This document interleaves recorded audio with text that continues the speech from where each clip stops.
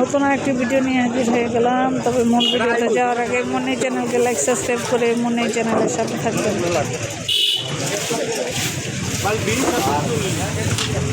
ভাইয়া এই নতুন আলু কত করে কেজি?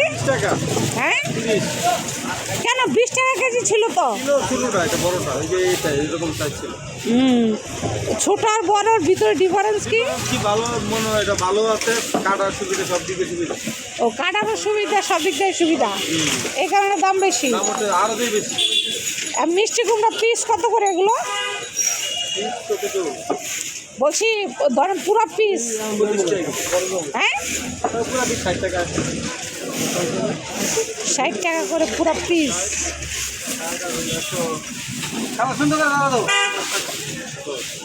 শীতের সবজি খুবই বাহারি সবজি, অসাধারণ সবজি, খুব সুন্দর সবজি। ওই যে একটা দেখা যাচ্ছে ওটা কি উলকপি? উলকপি কত করে পিস?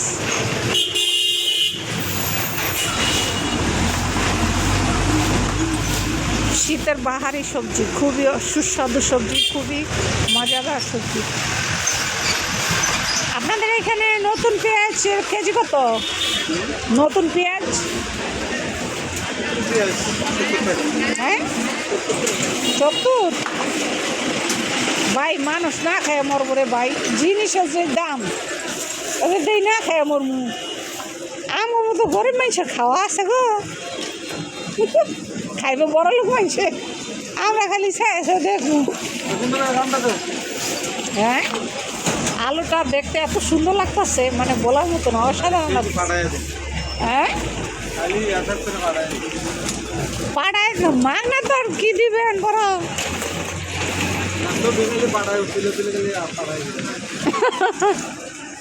না ঠিকই বলছেন। গাজরের কেজি কত? গাজরটা একটু কম সব না? আর টমেটো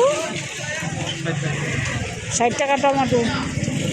সবজির দাম প্রচুর চড়া, মানে মাছ মাংস থেকে আমি যা দেখতেছি সবজির দাম মানে এত চড়া, সবজি মনে হয় না খাই থাকতে হবে আমার মনে হইতেছে।